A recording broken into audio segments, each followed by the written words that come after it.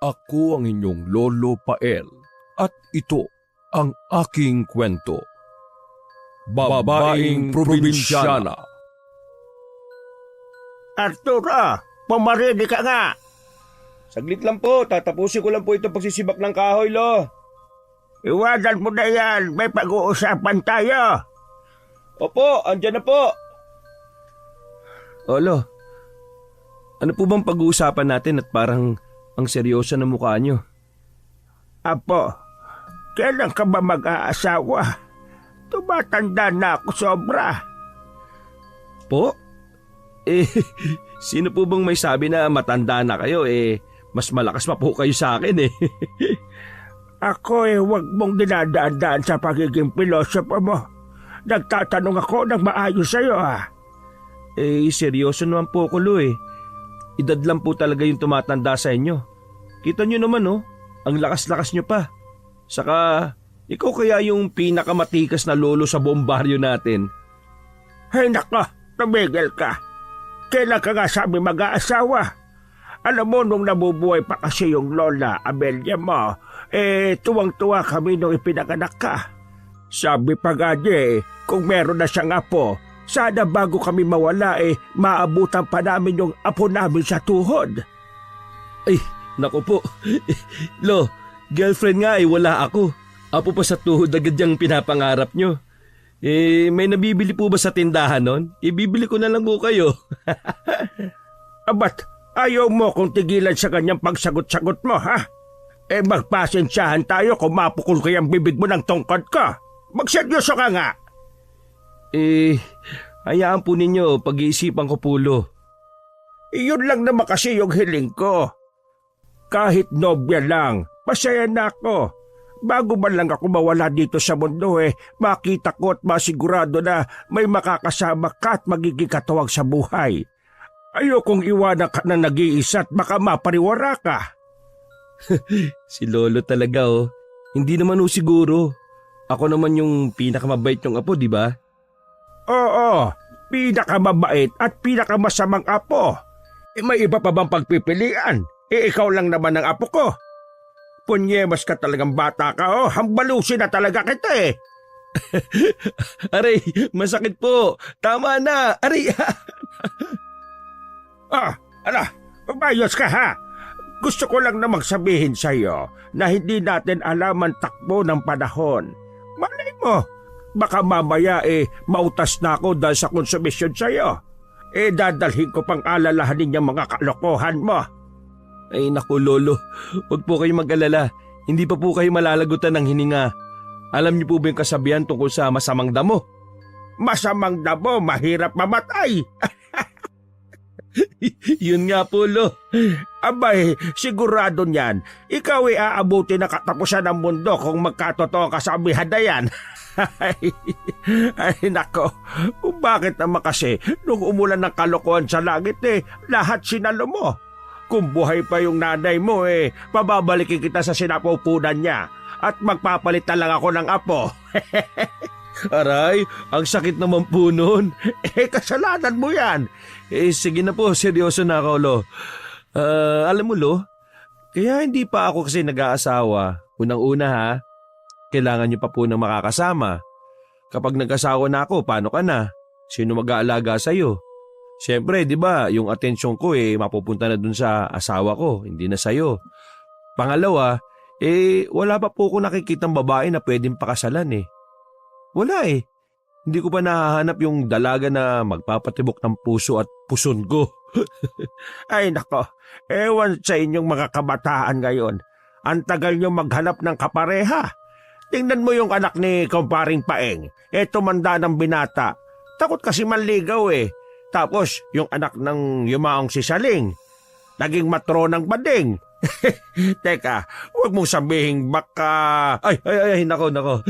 Hindi po ako bakla, Lo Sadyang hindi pa lang talaga kami nagtatagpo ng babaeng nakatadhana para sa akin. At saka mas gusto kong sulitin yung oras na kasama pa kita. Love na love kita. Alam mo ba yun? Ikaw ang pinakapaborito kong lolo, no? Ang gusto ko alagaan kita hanggang sa tumandang matanda ka na. Paano kung bukas mawala na ako? Uy, si Lolo naman ang kulit. Pag po kayo magsalita ng ganyan ha, diyan po ako nalulungkot eh. Para naman po kasi kayong namamaalam na eh. O sige na po Lo, papayag na ako sa gusto nyo. Pero hindi po ako dapat mawala sa tabi nyo ha. Kung magka-girlfriend man ako, dito kami titira. Kapag aalis o lalabas kami, kasama ka pa rin namin. Walang magbabago. Ano, deal ba, Lo? Deal or no deal? O sige Apo, deal tayo dyan. Ayos na ayos ako dyan. Abay, madaliin mo naman. Gusto ko bago ako mawala makita ko man lang na masaya ka at may kasintahan na. Habang masayang nag-uusap ang maglolo, nakarinig sila ng pagtawag sa hindi kalayuan.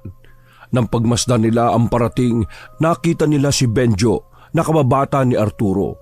Pakaway-kaway pa ito habang palapit. Arturo! Oh, ba't parang inaabol ka ng 10 aso dyan? Hingal na hingal ka. Grabe ka. Hindi naman. Medyo hininga lang ako sa paglalakad papunta dito sa inyo. Alam mo namang paakyat dito sa inyo eh. Oh, ayaw mo nun? Libreng ehersisyo yan para sa'yo. Pagpapawisan ka na ng todo, mababawasan ang kolesterol dyan sa katawan mo. Grabe ka talaga makapanlait oh. Ay naku, makaalis na nga. Akala mo kinagandang lalaki mo yan ha. Uy, nagbibiro lang ako. Ito naman parang di na nasanay. Sira, sabi ko lang naman yun teka, pahingi nga ako ng mainom. Napagod talaga ako eh. Halika dun sa loob, magmerienda ka. Sakto meron kaming nilagang kamote sa loob. Ay, salamat. Nilagang kamote na naman. Ano ba yan? Ba't pagpupunta ako dito sa inyo puro nilagang kamote pagkain nyo? Ay, magandang tanghali Benjo. Ano nga yung sinasabi mo? Magandang tanghali din po. Ay, teka muna. Maano po, Lo? Kawa ka ng Diyos. Ano bang sadya mo sa amin ha? Ay, o nga, yun nga pala. Munti ko na makalimutan. Ano ka ba? Kay bata mo pa makakalimutin ka na. Para kasi Lolo. Oy, ako na naman ba yung pinag-uusapan nyo? Hindi po Lo. Uy, ano ba? Ano ba sasabihin mo Benjo? Singit ka kasi na singit paano ko masasabi? Eto na. Kasi kanina, galing kami sa bayan ni Inang. Ano ba na piyesta doon ngayon? Kaya ayun, namili kami ng mga damit saka laruan ng mga bata. Ang mumura, sulit na sulit lahat ng bibilin mo. O tapos, ano naman kinalaman ko doon? Gusto ko sanang ayain ka na mamasyal doon bukas ng gabi.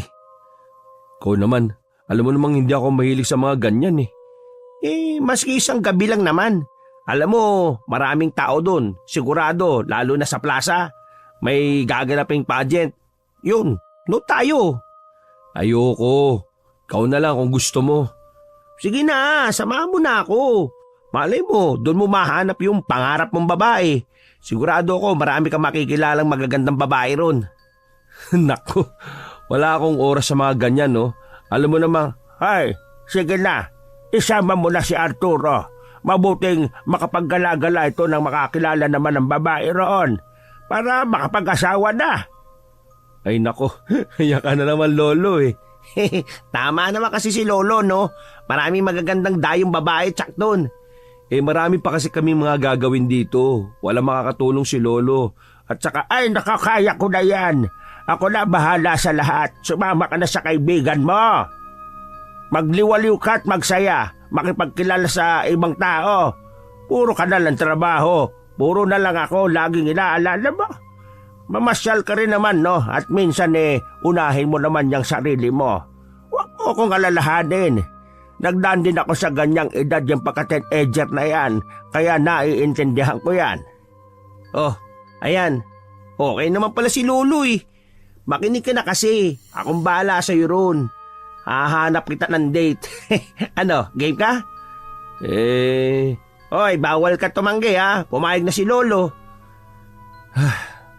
Sige na nga. Pinagtulungan niyo ba naman akong dalaw Makakatanggi pa ba ako? Sige, nasama na ako sa iyo pero please lang Huwag mo akong ipapakilala kung kani-kanino. Ako na bahala sa date-date na yan, maliwanag? Okay, walang problema. Papogi ka ha. Sunduin kita bukas. O sige na, sige na. Aalis ka na ba? Hindi pa. Pag may meriendahin mo pa nga ako, di ba? Abay, meron ako ritong kalderetang bibe sa kakanin. Halika, saduhan mo akong kumain dito. Lo, ulam natin mamayang hapunan yan. Kaya mo na. Mabait naman tong kaibigan mo eh. Mag-ulam na lang tayo ng talbos mamaya. Pambihira naman oh. Oh, alam mo na Benjo ha. Ikaw nang bahala dito sa apo ko bukas. Wag ko kayo mag-alala. Kasi hindi na ho tatandang binata itong apo ninyo. Ako humbala. Ayan. Kain ka na lang dyan. Ayun! Salamat po, Lolo Teryo. Nakatira ang maglolo sa itaas ng burol, sina Lolo Teryo at si Arturo. Ang matanda ay nasa edad 80 samantalang ang binata naman ay 26 anyos. Magkasama silang naninirahan sa isang simple at maliit na kubo na gawa sa pawi ng bubong at sa kawayan at kahoy naman ang dingding. Simple lang ang kanilang pamumuhay. Si Lolo Teryo kahit papaano ay may malawak na bukirin at ang nito ay siya namang nilalako ni Arturo sa may kalakiang palengke na matatagpuan sa kanilang bayan. Kadalasan ay mga gulay gaya ng talbos, kalabasa, papaya at kapag maganda ang pasok ng taon, marami din silang mga kamuting kahoy na mabili noon dahil sa mga liblib na lugar lang ito tumutubo. Dati ay kasama nila doon ang kanyang lola Abelia pero 2 taon na ang nakakaraan nang mamatay ito dahil sa sakit sa baga. Samantala, napunta sa pangangalaga ng 2 matanda si Arturo noong siya ay 10 taong gulang. Maaga kasi itong naulila sa magulang dahil sabay na naaksidente at namatay ang mag-asawa nang mahulog sa bagi ng sinasakyan nilang bus, minsang lumuwas sa mga ito sa lungsod. Isa yung nakakalungkot na pangyayari sa kanilang pamilya, lalo na sa 2 matanda dahil nag-iisa lamang nilang anak ang ina ni Arturo. Naiwan sa pangangalaga nila ang kanilang nag-iisang apo. Sila ang nagpakain, nagbihis, nagpaaral at nag-alaga. Pero dahil mahirap lang ang buhay ng mga taga-probinsya noon, ay hindi na natuloy ni Arturo ang pag-aaral sa kolehiyo. Hanggang sa namatay na nga ang kanyang lola Abelia at naiwan na lamang silang maglolo. Wala na rin balak na magkolehiyo si Arturo noon kahit na binigyan siya ng scholarship noon sa kanilang bayan. Katwiran niya ay walang may iwang kasama ang kanyang lolo. Kaya mas pinili niyang tulungan na lang ang kanyang lolo sa mga gawain sa bukid.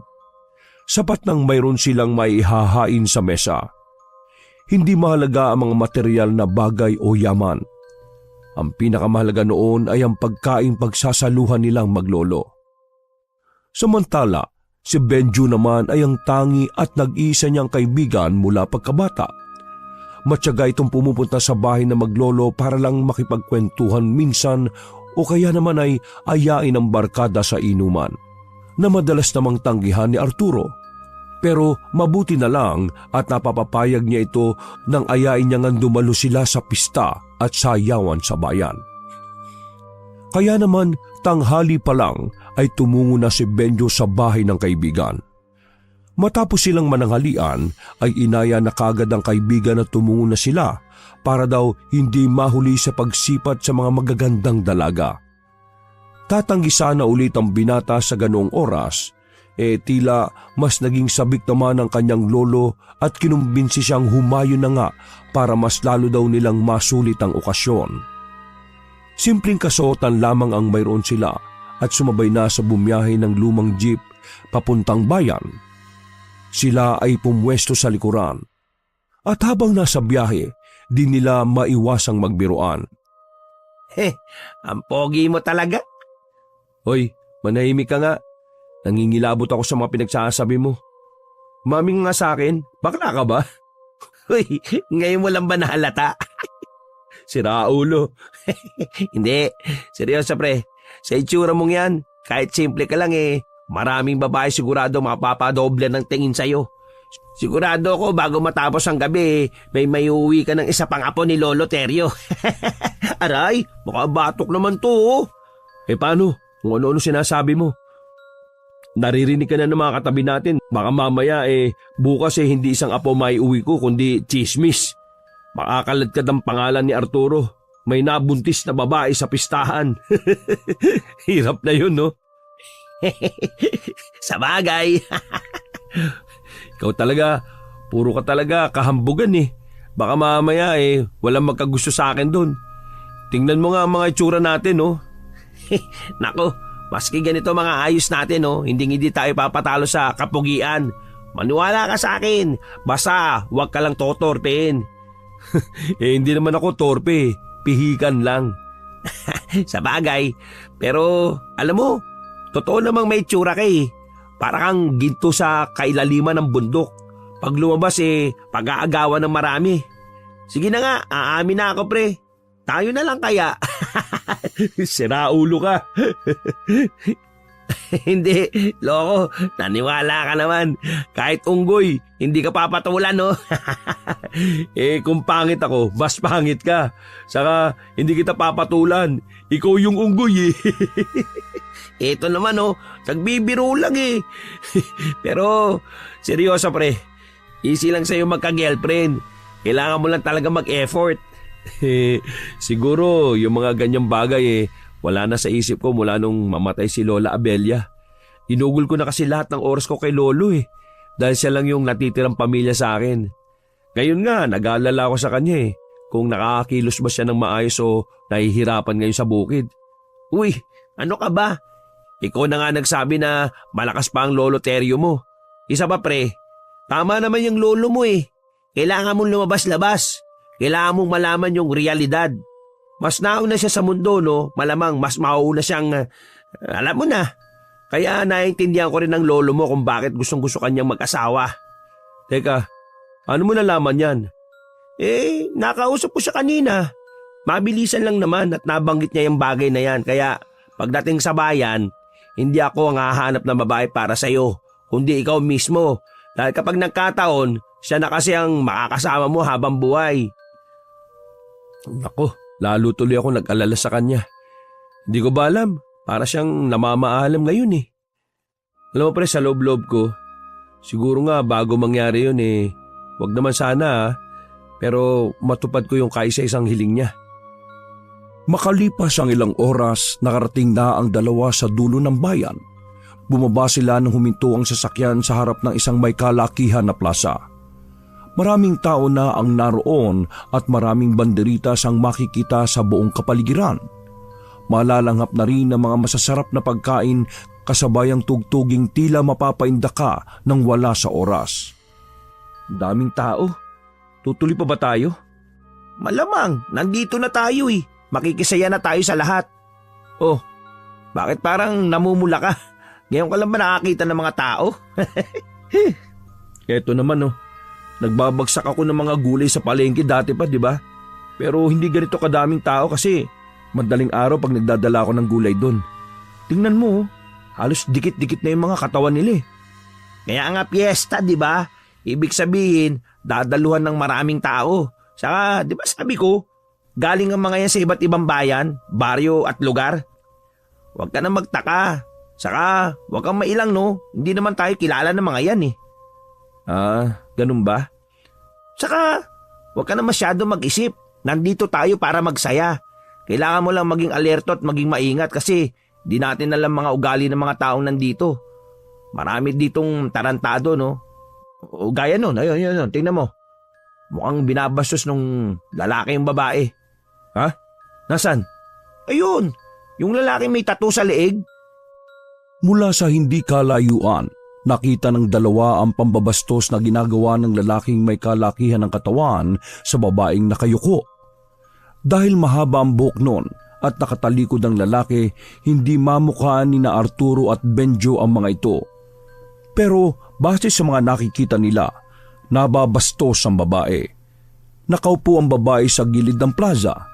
Mukhang inaaya nito ang babae at pinipilit itong sumama sa kanya base na rin sa paghawak-hawak ng lalaki sa kamay ng dalaga at sa bahagyang paghila nito sa kanya. Nang makailang ulit na tumanggi ang babae ay bigla itong binuhat at sinubukang ilayo sa karamihan. Bagamat nagpupumiglas ang babae ay walang nakialam sa mga taong nakakita. Dahil sa laki ng katawan ng lalaki ay walang may gustong sitahin ito sa maling ginagawa. Pre, kailangan natin siyang tulungan. Wag na tayong makialam dyan, mahirap yan. Pero baka mapahamak yung babae oh. Hindi natin kaya yan. Kita mo ba yung katawan? Pang Arnold Schwarzenegger? Nako, umiral na naman yung karuwagan mo eh. Oy, wala tayong kinalaman dyan ha. Saka lalaanin mo, dayo lang tayo dito. Hindi natin to teritoryo. Saka mukhang madami sila oh. Eh paano kung may mangyari doon sa babae? Hindi ka ba nakukonsensya? Pare naman, kita mo nga yung mga tiga rito oh, ni wala nga may pakialam eh. Kung gusto mo humanap na lang tayo ng tanod o kaya pulis, isumbong natin. Hindi na obra, baka mailayo na niya yung babae. Maniwala ka sa akin pre, hindi mo gugustuhin makisali sa gulong yan. Hayaan mo na yan. Halika na, punta tayo dun sa banda ron oh. Huwag kang magpakabayani sa isang labang hindi naman para sa'yo. Huwag mo sanang mamasamain pre ha. Pero hindi mo dapat pakialaman yan eh. Pero pre, kawawa yung babae. Eh di isipin mo na lang na wala ka nakita. Para ka namang walang puso niyan eh. Paano kung kapatid mo yon, kaibigan mo? Hindi ka pa rin matutulong dahil dayo ka lang dito? Hindi naman sa ganun pre. Iniisip ko lang din yung kalagayan natin eh. Pre, may mga bagay sa mundo na minsan kailangan nating magbulag-bulagan para hindi tayo madamay. Eh pues, ikaw lang ang bulag at hindi ako. Mabilis na tinungo ni Arturo ang daang tinahak ng lalaking may bitbit doon sa babae. Masama talaga ang kutob niya na may gagawing hindi maganda yon. Sinikap niyang makipagsiksikan sa mga tao. Mabilis siyang sumingit-singit pero hindi na niya naabutan ang nais na tulungan. Nawala sa paningin niya ang mga ito. Isang buntong hininga ang pinakawalan niya dahil sa inis na nararamdaman. Iba't ibang ingay at iba't ibang mukha ang nakasalubong niya at narinig, subalit hindi niya na ulit nasilayan pa ang mga sinusundan. May ilan pa ngang humaharang sa kanya at gusto makipagkilala. Pero ni isa sa mga yon ay hindi niya binigyan ng pansin dahil sa buong atensyon ay nasa hinahanap. Nang hindi na talaga makita, bumalik siya sa pinanggalingan at si Benjo naman ang hinanap. Nakita niya ang kaibigan na nasa loob ng bulwagan at nakaupo sa isang lamesa katabi ang mga taong di naman niya kilala. Agad siyang nakita ni Benjo. Kumaway ito sa kanya at sumenyas na lumapit, na agad naman niyang ginawa. O ano, naging bayani ka ba? Nailigtas mo ba? Wala pre, di ko na nasundan eh. Nawala sila sa paningin ko. Ay nako, salamat naman at di mo nasundan. Oh, bakit naman? Mahirap na, baka ikaw pa mapagtripan eh. Eh sana lang walang mangyari masama dun sa babae. Kalimutan mo na yon. Halika, kumain ka dito. Libre lahat na makikita mo. Nawalan ako ng gana kumain eh. Kung yung babae iniisip mo, huwag kang mag-alala. Sigurado ako hindi nila sasaktan yon. Baka pagpiesta lang nila dahil piyesta ngayon, di ba? Wala ka talagang pakialam, no? Sana nga tama yung iniisip mo at hindi ka lamunin ang konsensya mo kung sakasakali. Ginawa mo pa talagang biro tong pangyayari. Hindi pre, nasa totoo lang ako.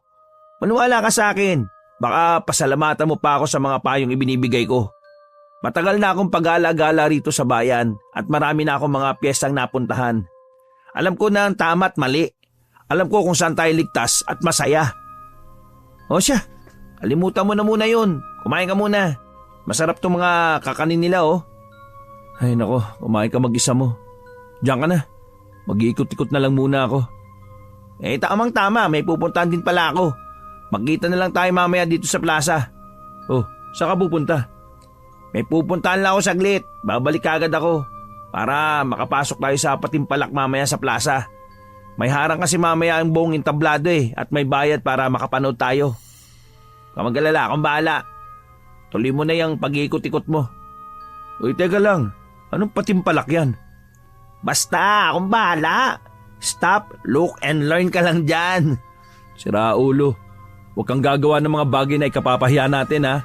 Manahimik ka dyan sa tabi. O talaga ang KJ mo. Diyan ka na nga. Sige na, maglibot ka na. Alis na ako. Naiwang mag-isa roon si Arturo kaya nagdesisyon na lang itong ikutin ng lugar at plaza. Iba't ibang mga tao ang nakausap niya. Iba't ibang mga babae ang nakilala niya, subalit ni isa sa mga yon ay hindi siya naging interesado. Gusto niyang makahanap na agad ng niligawan, pero tuwing may babaeng makakaharap, iba ang pumapasok sa isip niya. Yun ay ang babaeng dinala ng lalaki kung saan. Hindi niya alam, sobra ang pag-aalalang nararamdaman niya. Sinubukan niya muli itong hanapin, subalit dumilim na lang ang paligid, ngunit hindi niya na ito natagpuan pa. Ilang sandali, nagsimula na ngang palibutan ng tila trapal ang buong plaza. Ayon sa mga naririnig niya, ay may beauty contest daw na magaganap at may mga artista. Mahal ang entrance fee, kaya naman hinintay niya na lang ang kaibigan sa labas. Ilang minuto lang ay nakita niya na itong palapit at may iwinawagayway na 2 ticket. Oh, bakit ang tagal mo? Kanina pa ako naghihintay dito. Saan ka kumuha niyang pambili niyan? Di ba pamasahe nga lang ang dala natin? Huwag mo nang tanongin, basta diskarte ko na to. Turuan mo nga rin ako ng ganyang diskarte. Napapabilib mo ako eh. Nako, wag na. Hoy, kilala kita ha. Anong ginawa mo? Huwag mo nang alamin, basta ang malaga may ticket tayo. Tara na sa loob. Teka. Ba't parang ang baho ng hininga mo? Kulang lang sa toothbrush, pre. Ilang sandali, nakapasok na sa loob ang dalawa. Maraming tao ang naroon at halos magsiksikan ng lahat, lalo na nang magsimula ang tugtugan at lumabas sa mga kandidata. Mula sa production number hanggang sa magpakita na ang talento ang mga yon. Napuno ang paligid ng tawanan at halakakan, pero si Arturo mataman lamang na nagmamasid sa paligid at patuloy pa ring hinahanap ang babae. Nang makaramdam ng inip, nagpaalam muna siya sa kaibigan para saglit na magbanyo. Pagbukas ng trapal na nagsisilbing entrance, nakabangga niya ang isang dalagang nagmamadali. Napaygayon at siya naman ay napadapa rito. Halos mahalikan niya ang babae na tulala naman at nakatitig sa kanya. Ilang segundo silang nasa ganoong posisyon bago mapatayo si Arturo. Inalalayan niya rin ang dalaga sa pagtayo. Pasensya ka na miss ha, hindi ko sinasadya. Sorry din, nagmamadali kasi ako eh. Baka hindi ko na maabutan yung pageant. Nagsisimula na ba? Oo nagsimula na kanina pa. Naku, huli na pala ako. Hindi pa naman tapos yung palabas, may aabutan ka pa. Huwag na lang, maglilibot-libot na lang ako. Naglakad na nga ang dalaga palayo kay Arturo. Para namang nawala sa sarili ang lalaki habang pinagmamasdan nito. Hindi niya maintindihan ang sarili dahil naalala niya sa babae ang dalagang hinahanap niya kanina. Pero hindi siya sigurado doon dahil hindi niya naman talaga nakita ang buong mukha nito kanina. Ang pagkakapareho lang ng mga ito, mahaba ang buhok na halos umabot sa hanggang bewang. Nakabistida rin ito pero ibang kulay sa nakita niya kanina. At habang tinititigan niya ito, naramdaman niya na bumibilis ang tibok ng kanyang puso. Kakaiba at bago ang pakiramdam na yun sa kanya. Nalilito siya pero sa isang sulok ng kanyang isip ay gusto niya ang pakiramdam na yun. Kaya imbis na bumalik ay nagpasya siyang lapitan ng dalaga. Miss, pwede ba akong sumama maglibot? Medyo nakakainip din naman kasi yung palabas sa loob eh. Tsaka maraming tao. Ha? O sige. Talaga? Payag ka? Okay lang naman kasi mas maganda nga yung meron ako makakausap. Siya nga pala. Ako nga pala si Arturo. Ikaw, anong pangalan mo? Amira. Amira? Ang ganda naman ng pangalan mo. Salamat. May mga kasama ka ba na pumunta rito sa piyesta? Mag-isa lang ako pumunta rito. Pinipilit ko nga si Nainang pero ayaw nila eh.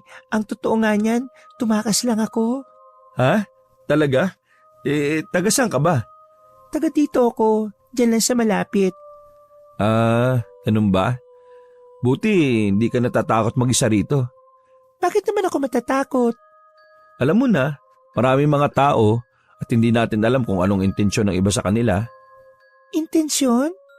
Ang ibig ko sabihin, nagkalat ang masasamang tao sa paligid. Nag-aalala lang ako siyempre. Babae ka at... Huwag ka mag-alala. Kaya ko ang sarili ko. At isa pa, walang kahit sino man ang kayang manakit sa akin. Kaya ko ipagtanggol ang sarili ko. Ikaw ba?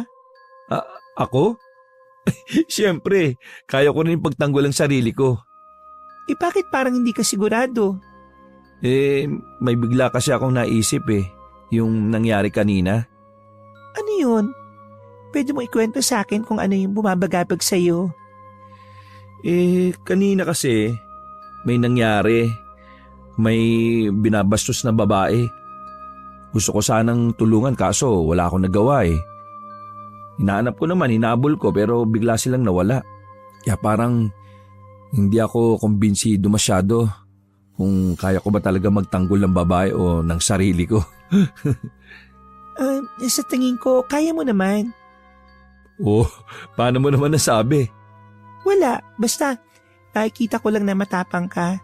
Sigurado, hindi mo lang kontrolado yung nangyari na sinasabi mo kaya hindi mo nagawa yung dapat mong gawin. Bilib ako sa iyo sa totoo lang. Bakit naman? Iba ka Alam mo marami na ako nakilalang lalaki pero ikaw pa lang yung nakilala kong marunong mag-alala para sa akin at sa ibang babae na mahihina. Iilan na lang ang lalaking ganyan sa panahon ngayon, no? Hindi naman siguro. Marami pa kami na may malasakit sa kapwa kahit papano. Hindi ako sigurado kasi alam mo, minsan yung kahinaan pa naming mga babae ang ginagamit nila para masaktan kami o mabiktima kami. Parang ang lalim ng pinagugutan mo niyan May masama bang nangyari sa'yo? Kaya ka nakapagsalita ng ganyan? Wala naman. Ayon lang yun sa mga nababasa ko sa mga dyaryo, sa balita. Madalas kasi akong makabasa ng mga masasamang nangyayari sa mga kababaihan Mga binubugbog, pinagnanakawan, pinagnanasaan, minsan ginagahasa ng walang kalaban-laban. Kaya nga ang dami ng masasamang tao sa panahon ngayon. Mahirap na magtiwala. Ikaw, mapagkakatiwalaan ka ba? Ha? Oo naman Pinalaki ako ng lolo at lola ko na may takot sa Diyos. Alam ko ang tama at mali kaya huwag ka mag-alala. Hindi ako masamang tao Sana, ganyan lahat ng mga lalaki Yung iba kasi, ibang nakikita sa mga babae. Puro kabastusan, kamanyakan, katarantaduhan. Maswerte ang lolo mo para sa iyo at sigurado akong maswerte din ang babae makakatuluyan mo. Ha? Talaga? Oo naman. Alam mo, swerte yung nobya mo sa iyo. Ang totoo niyan wala pa ako nobya At hindi ko pa naranasan yung magkanobya maski isa. Talaga? Ibig sabihin? Naputol ang pag-uusap ng dalawa na makarinig sila ng sigawan sa hindi kalayuan. Napatingin sa direksyong yon si Arturo. Nabulabog ang mga tao. Nagkagulo sila at nagtakbuhan papunta sa lugar na yon hanggang sa kumpul na ang tao doon. Narinig niya ang malakas na hiyawan at iyakan. Dala ng kurisidad ay humakbang siya palapit sa ana doon para makiusyoso din pero pinigilan siya ni Amira. Sinabi nitong wag na daw silang makigulo roon. Inaya niyang lalaki na magpunta sa kabilang direksyon ng kalsada at naglakad na sila palayo. Isang tahimik na lugar ang kanilang napuntahan. Kakahuyan yon at malaki ang mga punong nakabalandra sa kanilang dinaraanan. Tinanong niya ang dalaga kung saan sila pupunta, pero nang makarating na sa tabi ng isang punong malaki ay bigla siyang hinalikan sa labi ni Amira. Labis naman itong ikinagulat ng isa. Anong ginawa mo? Bakit? Ayaw mo ba sa akin? Hindi naman sa ganon kaso... Gusto kita, Arturo. Ano? Gusto mo ko? Oo. Nagulat ka ba? Oo Hindi ka talaga sanay, no? Gusto kita kasi kakaiba ka. Hindi ka manyak. May galang at respeto ka sa babae. Pero sapat na ba yun para sa isang halik? Pasensya ka na. Nabigla lang ako. Ang totoo niyan parehas lang tayo. Hindi pa rin ako nagkakanobyo. Natuwa ko nang malaman kung ganun ka rin. Gusto kita. Sana ako rin magustuhan mo. Pero ang bilis kasi. Hayaan mo na. Wala naman makakaalam na... Bago pa man maituloy ni Amira ang sasabihin ay natigilan ito nang may maramdaman silang mga taong naglalakad. Pasilip-silip din sa pagitan ng mga puno ang isang liwanag na sa palagay ni Arturo ay mula sa flashlight. Nagiwalay silang bigla ni Amira. Lumapit ang mga pulis sa kanilang dalawa at sinabihang lumayo na sa lugar na yon dahil delikado. Mayroon daw gumagalang kriminal at yun ang hinahanap nila.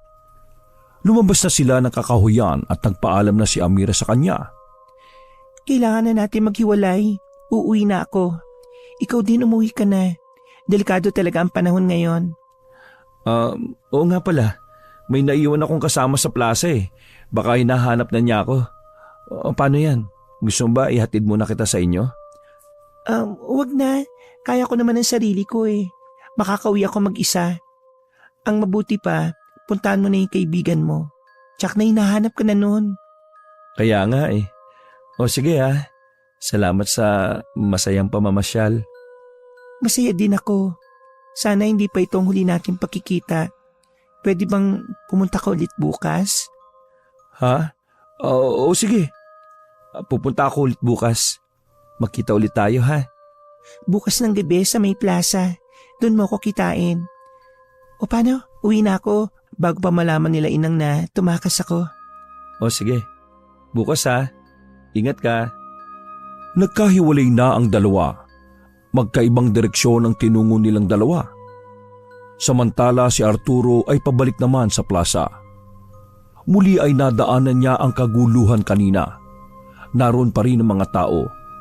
Kaibahan nga lang ay mayroon ng mga pulis na naroon. Mabilis niyang tinungo yun at siya rin ay nakiusyoso. Sumingit siya sa mga tao. Sakto naman na nakita niya rin doon ang kaibigang si Benjo. Oh, ano ba nangyari? Saan ka nang galing? Kanina pa kita hinahanap. Sabi mo magbabanyo ka lang pero ilang oras kang nawala. Naglibot-libot lang. Nag-alala tuloy ako sa iyo eh. Kala ko ikaw na yung namatay na lalaki na pinagkakaguluhan dito. Ayan oh, tingnan mo. Ano yan? Halos mapamura si Arturo nang makita ang bangkay. Karumal-dumal na krimen pala ang nangyari sa lugar na yon. Isang lalaki ang nakita niyang wala ng buhay at namumuti ito. Wala na ang lamang loob at napakarami nitong mga kalmot sa buong katawan. Malalalim ang mga sugat noon na parang isang matalim na karit ang ginamit. Grabe, galit na galit naman yung gumawa niya sa kanya. Narinig niyang sabi ni Benjo na siya rin namang ikinalingon sa kaibigan. Nais nito sanang sabihin sa lalaki na hindi pangkaraniwang kalmot yon. Sigurado siya roon. Para kasi yung kalmot mula sa isang mabangis na hayop na may matatalas na kuko. Ito rin ang dahilang alam niya sa nakitang hiwa sa leeg ng lalaki kung saan umagos ang dugo at dumilig sa lupa. Para niyang naaamoy ang malansang amoy na nagmumula doon. Halos di na mapigilan ni Arturo na masok kaya agad niyang hinila ang kaibigan palayo sa lugar na yon. Grabe, parang namumukhaan ko yung lalaki ha. Hindi ba parang siya yung sinundan at hinahanap ko kanina? Ha? Ano yun? Yung lalaking bumitbitat ng bastos na babae. Yung muntik na nating pag-awayan. Yung may tattoo sa leeg. Grabe, ang talas ng memorya mo ah. Ibig sabihin, baka yung babaeng yun yung pumatay? Hindi, ano ka ba? Sa palagay mo, kayang gawin yun ng babae? Wala nga siyang nagawa nung bitbitin siya. Pumatay pa kaya? Alam mo, may pakiramdam ako na hindi taong may gawa nito. Hindi kayang gawin ng taong ganitong klaseng pagpatay, no?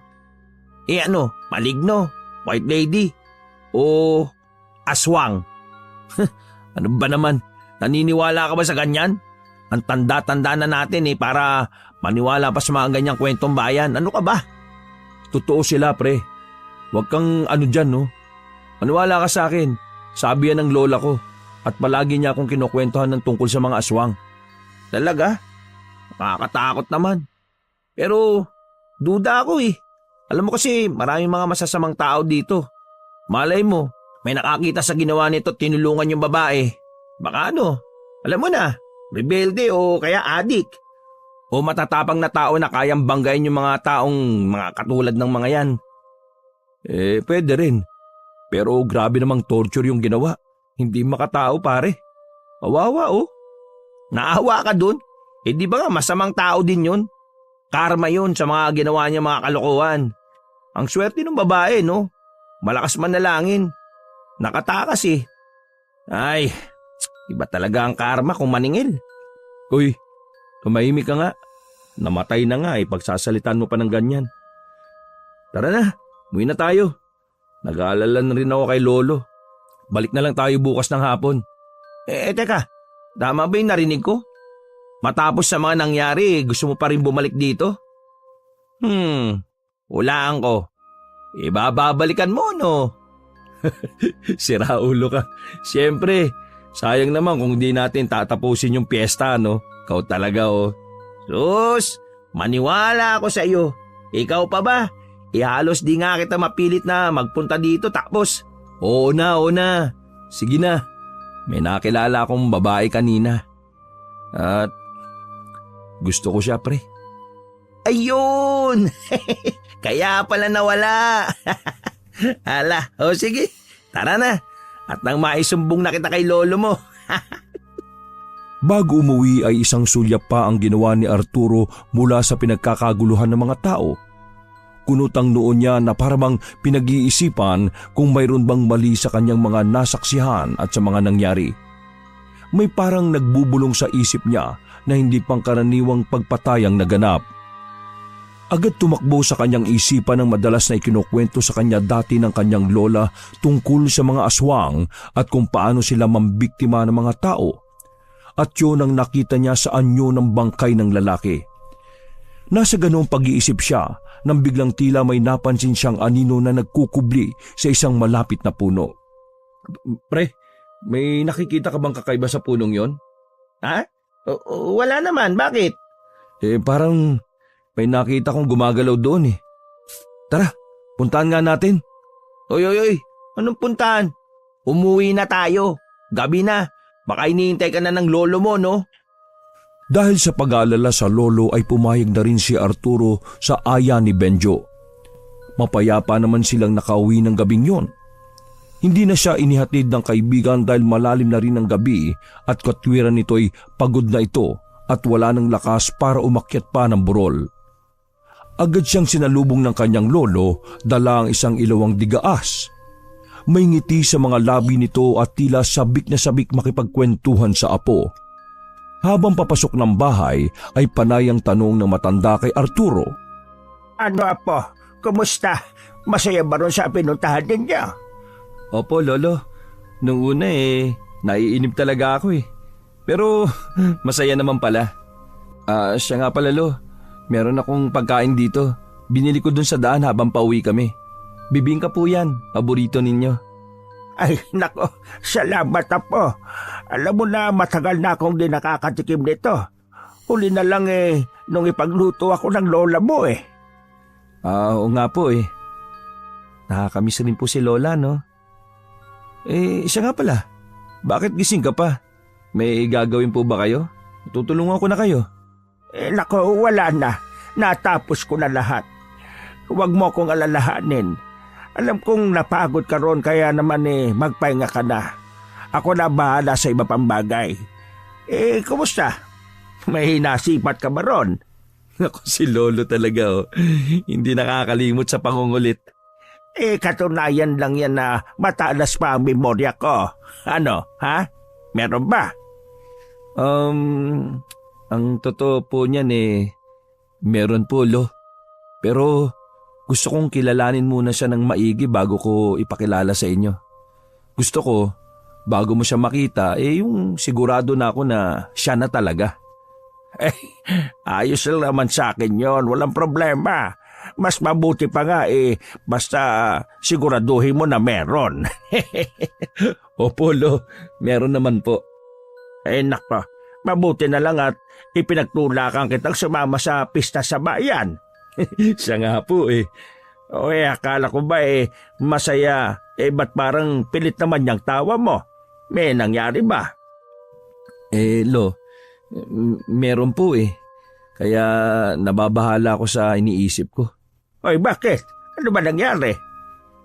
May pinatay kasi na lalaki malapit sa plaza. Ha? Totoo ba? Delikado naman pala sa pinuntahan ninyo. Lo, tanda mo ba yung mga dating kwento dati ni Lola tungkol sa mga aswang? Makakalimutan ko ba naman yung mga yon? Paboritong ibida yun ng lola mo. Oo nga po eh. Bakit? Ano naman kinalaman nyo sa naging patayan? Yung paraan po ng pagpatay, Lo. Parang walang pinagkaiba dun sa paraan ng pagpatay ng mga aswang na ikinukwento ni Lola eh. Nakita po ng dalawang mata ko yung wakwak na tiyan ng lalaki na wala nang lamang loob. Grabe, nakakasuka na talaga at nakakatakot. Ay nako, akala ko kwento lang ng lola mo yun ah. Akala ko nga rin po eh.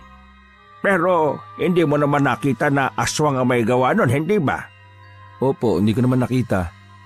Kaya hindi pa rin tayo sigurado kung sino yung totoong pumatay. Basta, sigurado po ako na hindi pangkaraniwang taong may gawa nun. Nako, imposible. Inabot na ako ng 80 edad hindi pa ako nakakabalita na may aswang dito sa Bulacan. Kung ganun po, hindi po kayo naniniwala? Ay nako apo, pagod lang yan. Sige na, magpahinga ka na muna sa kwarto mo. At salamat dito sa pagkaing dala-dala mo ha. Nagtuloy sa kusina ang matanda at naiwan sa sala ang apo na nakakunutang noo. Tila nalilito sa mga nangyayari. Pagkaraan ng ilang minutong pagkakatulala ay agad na itong pumasok sa silid para magpahinga. Pero lumipas ang ilang oras ay nanatili siyang dilat at isip ng isip kung sino ang may gawa nun sa lalaki. Saka lang siya napanatag nang sumagi sa isip niya ang dalagang nakilala. Isang ngiti ang kumawala sa kanyang labi bago nakatulog. Tanghali na nang siya ay nagising kinabukasan. Nakita niyang naroon ang kaibigan niyang si Benjo at masaya itong nakikipagkwentuhan sa kanyang lolo. Doon na rin ito nagtanghalian. Napuno ng malalakas na tawanan ng kubong yon sa taas ng burol. Pagsapit ng takip silim, nagpasyangang bumalik muli sila Arturo at Benjo sa ikalawang araw ng piyesta sa bayan. Pagdating doon, agad ding naghiwalay ang dalawa dahil may kanya-kanya silang agyenda kung bakit naroon. Si Benjo, mabilis na pinuntahan ang nag-organisa ng piyesta upang makakuha uli ng pabor. Si Arturo naman, agad na tumungo sa lugar kung saan sila magkikita ni Silvia. Walang tao, tahimik ang paligid at sobrang dilim ng paligid.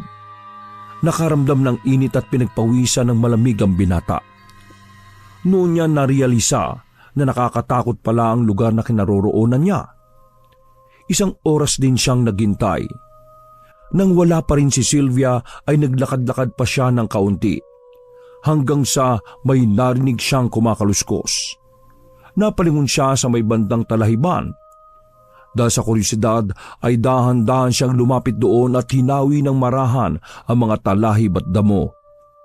At sa pagkalas ng ulap na tumatabing sa liwanag ng buwan, ay kitang-kita niya ang dalawang tao na gumagawa ng isang bagay na mahalay. Natigilan siya nang makilala ang babaeng nakaibabaw sa isang lalaki. Ha? Si Silvia? Nakumpirma niyang lalo na ito nga si Silvia nang marinig niya ang babae na nagsalita. Biglang nadismaya ang binata. Naisip niyang meron ngang mali sa pagkatao ng babaeng yon. Napabuntong hininga siya dahil sa inis. Tumayo na siya at akmang aalis nang biglang narinig niya na sumigaw ang lalaki na parabang nasasaktan. Mabilis siyang napalingon doon at nang makita niya ang nangyari ay agad siyang nagkubli sa likod ng isang malaking puno. Diyos ko! Nanginginig na sambit ng binata nang makitang isang nakakatakot na nilalang na nakaibabaw sa lalaki. May malalaki at matatalas itong mga kuko. Mapula ang galit na mga mata. Samantalang ang katawan ay nababalot naman ng itim na balahibo. Para itong anyong aso ang muka at tao naman ang hubog ng katawan. Napapamulagat si Arturo habang pinapanood ang karumal-dumal na pagpatay noon sa kaawa-awa nitong biktima. Pinagkakalmot niya yun at pagkatapos ay binutas ang tiyan sa kanilang takanang laman loob. Halos masuka ang binata sa nakita. Hindi niya napigilan ng mapaubo. Agad siyang nagkubli ng mabaling ang tingin ng nilalang sa kanyang kinaroroonan. Nako, patay! Nasambit niya nang maisip na baka siya naman ang atakihin ng aswang na yon.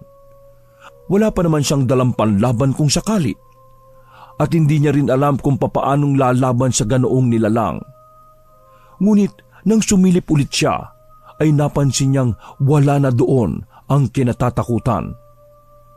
May nakita siyang anino na papatakas at nagkubli na sa mga kadawagan at kakahuyan. Doon niya naramdaman ang tila mabiglang paglaki ng ulo niya at panginginig ng kanyang mga kalamnan. Lumakas ang kabog ng kanyang dibdib dahil sa takot at kaba mula sa nasaksihan.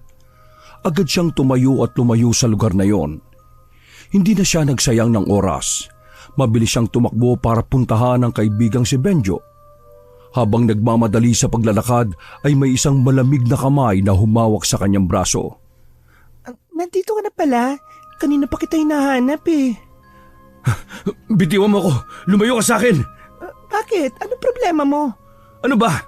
Sinabing bitiwan mo ako eh! Binawi niya ang braso sa dalaga. Napatitig siya sa maamo nitong muka. Saglit na namayani ang katahimikan sa pagitan nilang dalawa. Bakit parang nakakita ka ng multo? Namumutla ka. Mas masaol pa sa multo, Sylvia. Ano sinasabi mo? Okay ka lang ba? Ano ba kasing nangyari? Huwag kang lalapit. Oh, akala ko ba gusto mo ako makita ulit? Kung ayaw mo naman pala sa akin sana kahapon mo pa sinabi. Hayop ka! Mamamatay tao ka! Dahil sa pagsisigaw ng binata, nakaakit ito ng mga taong mahilig makiusyoso. Nakatingin na ang karamihan sa kanila at ang ilan ay lumapit pa para mas maging klaro sa pandinig nila kung ano man ang pinagtatalunan nilang dalawa. Agad na lumayo si Sylvia kay Arturo at umalis ito na parang walang nangyari. Samantala ay pinagpatuloy ng binata ang paghahanap sa kaibigan. Nagtanong-tanong siya hanggang sa may nakapagsabi sa kanya na kakilala ni Benjo at itinuro dito kung saan tumungo ang kaibigan. Ang daang yun ay papunta na rin sa may kakahuyan. Labis na nag-alala ang binata para sa kalagayan ng kaibigan. Nag-alala ito lalo na't di naman niya nakilala ang lalaking nakita niyang pinatay ng aswang. Hindi, Benjo, huwag naman sana. Panay ang usal niya ng panalangin na sana ay nasa maayos na kalagayan lang ang kaibigan. Benjo! Benjo! Magsalita ka kung nandito ka! Benjo! Sa wakas, nakapag-solo din tayo, Arturo. Mula sa isang malaking puno ay lumabas doon ang nagkukubling halimaw. Isang mabalahibo at may mga mapupulang mata. Dahan-dahang napaatras ang binata. Agad niyang inihakbang ang kanyang mga paa para sa isang mabilis na pagtakbo. Ginawa niyang lahat para mas lalo pa siyang bumilis.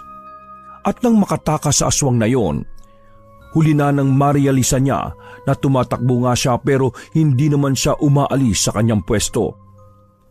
Sinungaling ka. Pinaasa mo lang pala ako kagabi. Hindi ikaw yung Sylvia na nakilala ko kagabi. Isa kang kampo ng demonyo. Ba't talagang ginagalit mo ako? Hayop ka! Salot! Salot! Manahimik ka. Akala ko pa naman ay iba ka sa mga lalaki na kilala ko. Akala ko gusto mo ako, na pwede tayo. Kaya nga hindi kita pinatay eh. Alam mo bang lahat ng mga lalaki na sisilo ko ay pinapatay ko? Bakit mo to ginagawa? Kasi mas madali silang patayin. Kusa silang lumalapit sa akin lalo na yung mga lalaking sabik na sabik sa laman. Hindi nila alam na sila lamang ang magiging hapunan ko. Nakakasuka ka! Mas nakakasuka kayong mga lalaki. Sylvia! Sayang ka. Gusto pa naman talaga sana kita. Gusto? Alam mo, wag mo na akong asamin. Dahil kahit kailan, hindi ako magkakagusto sa isang alagad na kadiliman. Sa isang mamamatay tao. At mas lalo na sa isang aswang. Ikaw yung kanina? Oo, ako nga. At kitang-kita ko yung ginawa mo. nakikiusap ako, huwag mo ito ipagsasabi. At bakit hindi? Alam mo, walang aswang dito sa lugar eh. Ngayon lang. Saan ka man nanggaling? Alam ko hindi ka taga dito eh. Bakit ka namimerwisyo dito? Isa akong babaeng probinsyana na galing sa bayan ng Capiz. Kung ganon, totoo mga balita na maraming ang aswang sa bayan nyo. Maaring oo, maaring ding hindi. Pero nandito ako sa lugar ninyo para puksain din ang lahat ng mga mahahalay na lalaki. Tulad ng amain ko na taga dito, na siyang dahilan kung bakit kami napadpad dito. Anong sabi mo? Narinig mo naman, di ba? Mahahalay ang mga lalaki dito. Hindi totoo yan. Paniwalaan mo kung anong gusto mong paniwalaan tungkol sa bayan ko at paninindigan ko rin ang salitang mga binitiwan ko tungkol dito sa lugar ninyo. Bakit mo to ginagawa? Biktima ako ng pangahalay ng amain ko at siya yung unang naging biktima ko. Siya yung may kasalanan kung bakit ako nagkaganito. Dahil mula nung may gawin siyang masama sa akin ay doon nagsimula ang pagkauhaw ko sa dugo. Hindi ko na mapigilang patayin ang mga lalaking nakakatalik ko. Kung ano man ang pinagdadaanan mo, hindi sapat na dahilan yun para magkalat ka ng lagim dito sa bayan namin. Tigilan mo na yan. Wala kang karapatan para pigilan ako.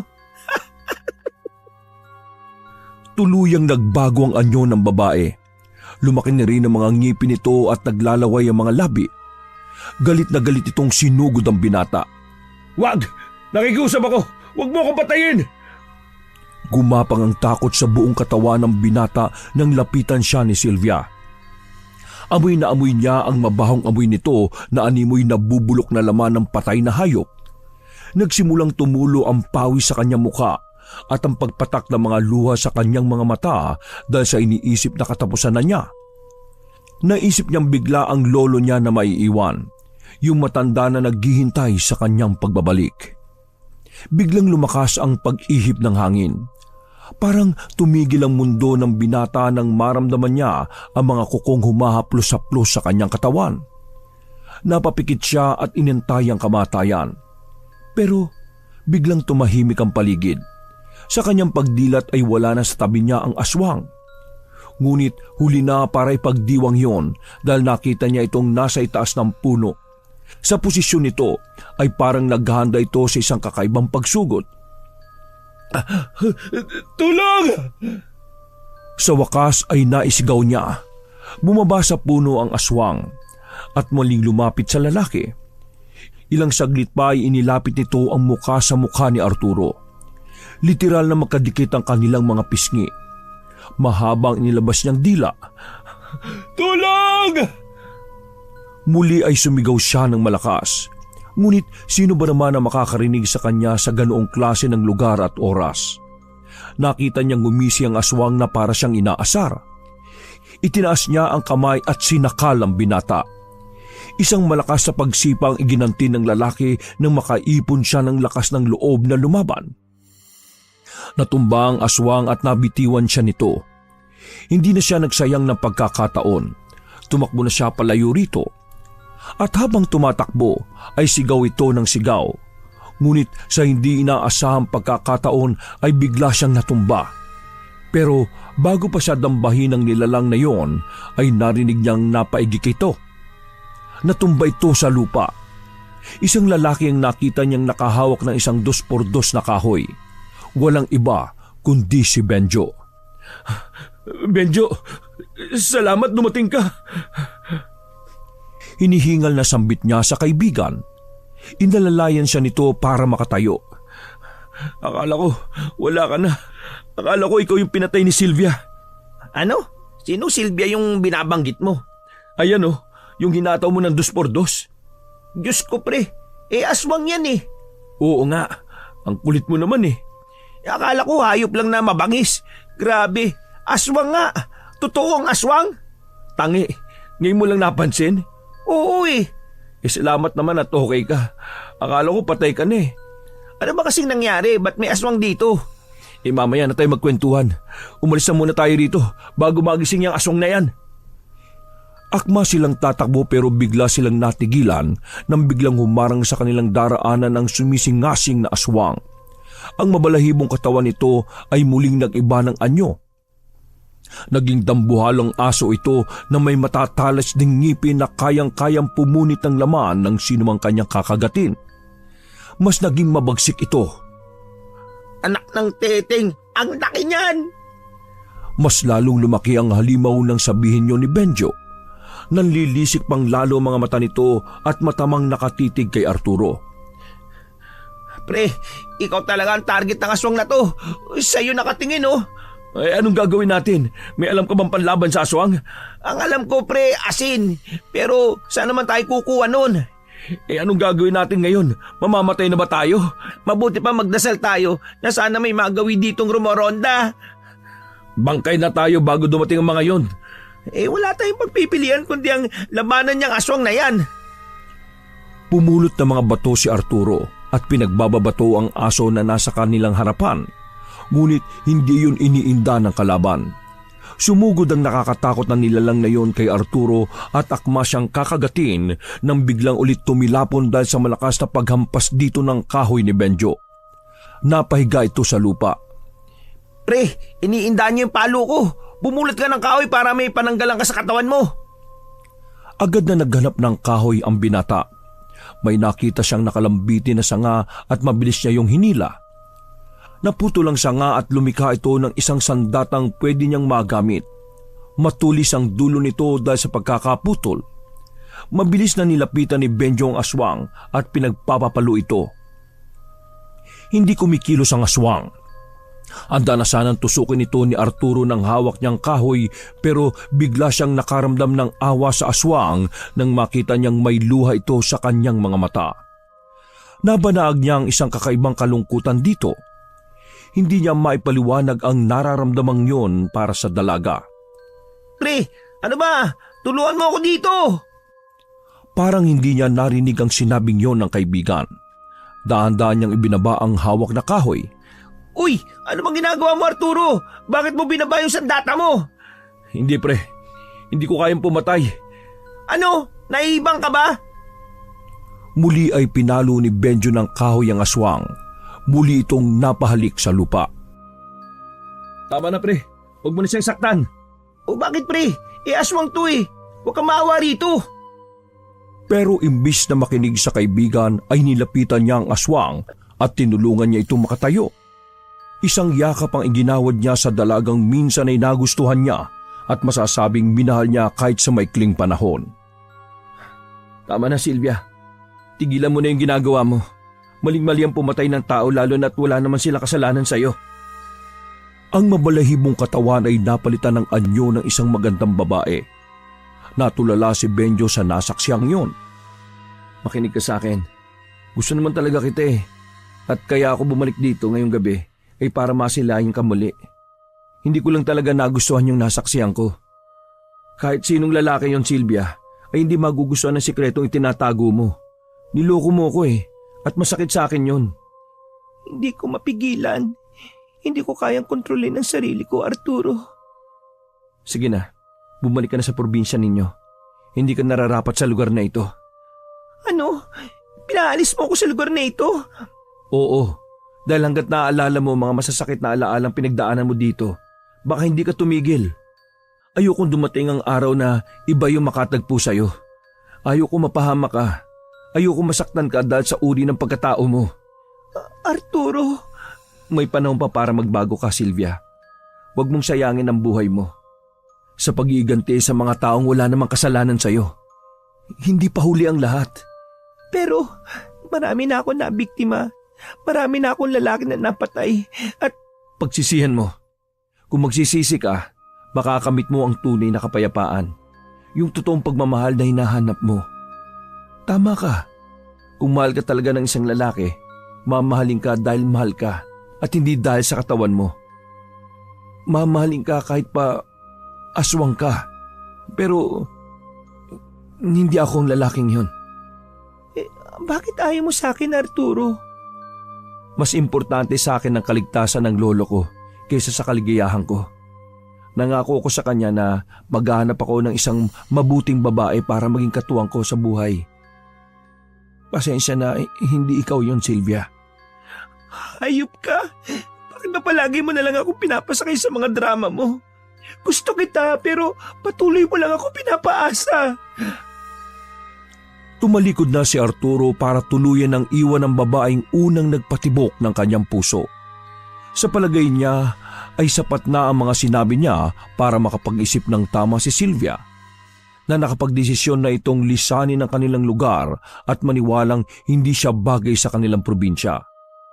Ngunit nahinto siya at napanganga nang maramdaman niya ang matalim na kuko ng dalaga sa kanyang likuran.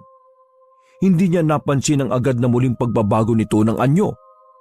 Nang lingunin niya ang babae ay dinidilaan nito ang dugong nagmantsa sa kanyang kuko.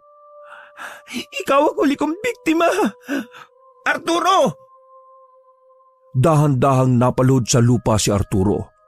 Umagos ang dugo sa kanyang likuran. Nanlabo na ang kanyang paningin, pero bago pa siya tuluyang malugmok sa lupa ay nakita niya ang pakikipaglaban ni Benjo sa aswang. Hinataw niya ulit ito ng kahoy. Muli itong tumilapon, pero hindi na ulit ito sumugod.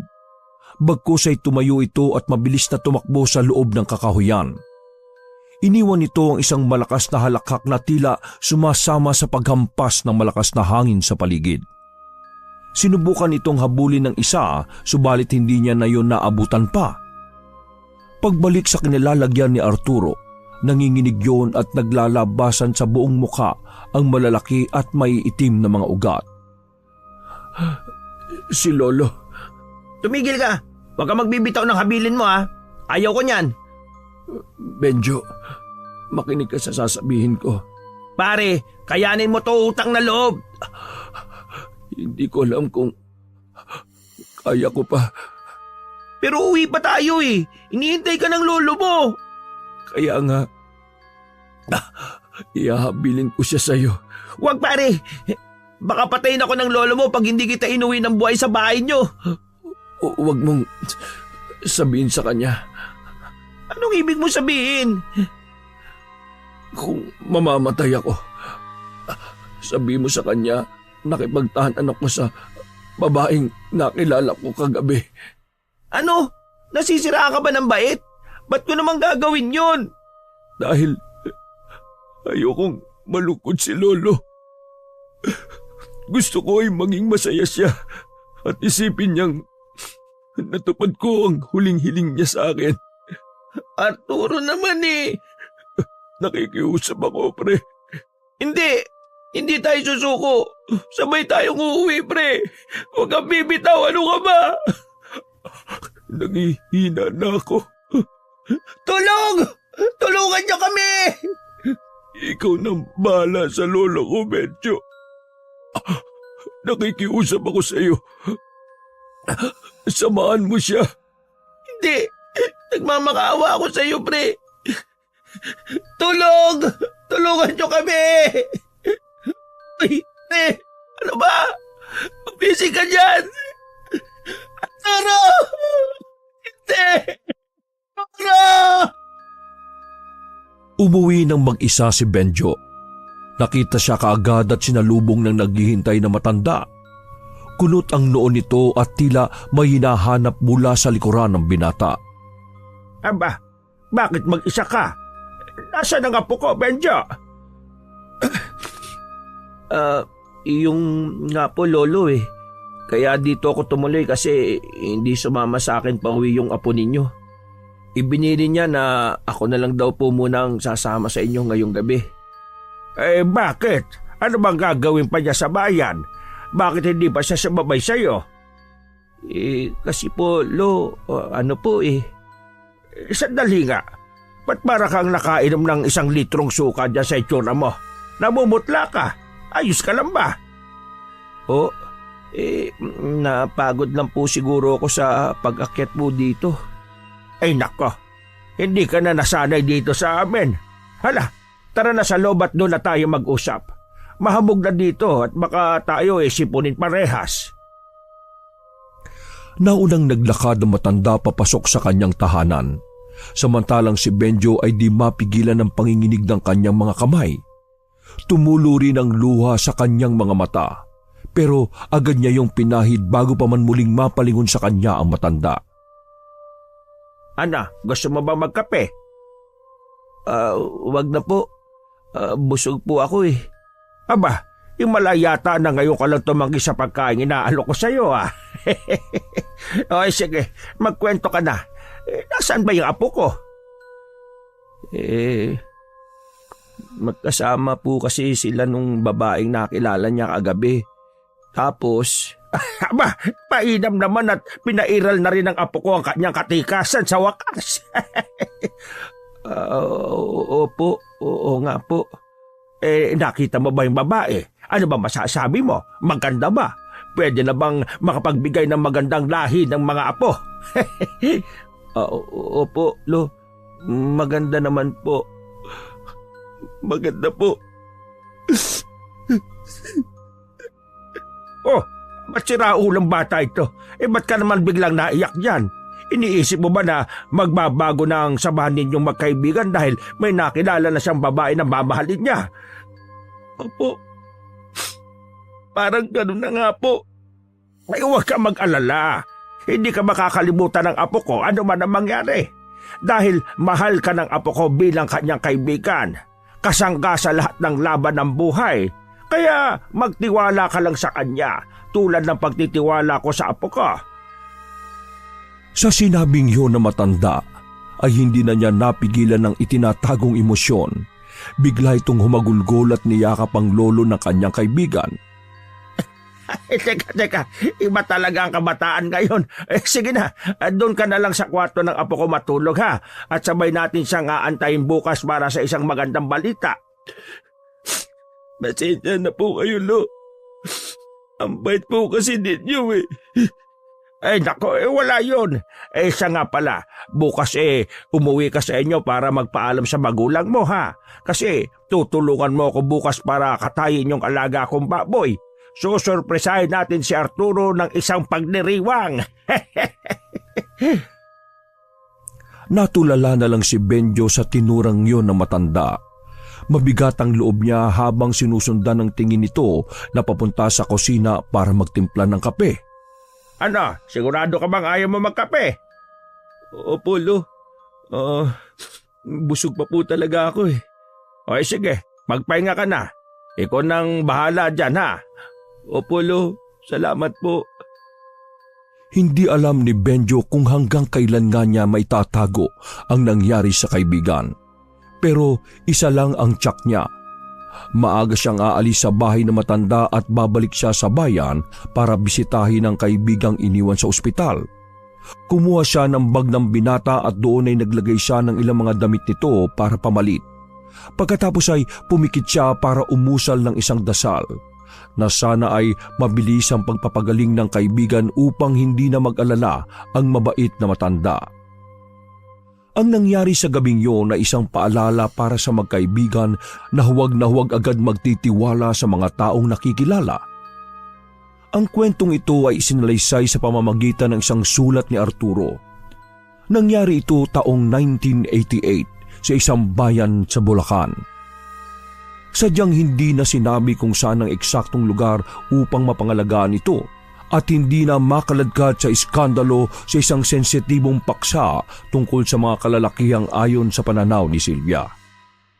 Sa napakalawak na espasyo ng mundong ating tinitirhan, hindi maiiwasang magkakaiba tayo ng paniniwala batay sa ating iba't ibang karanasan at sa mga kwentong ating pinakikinggan.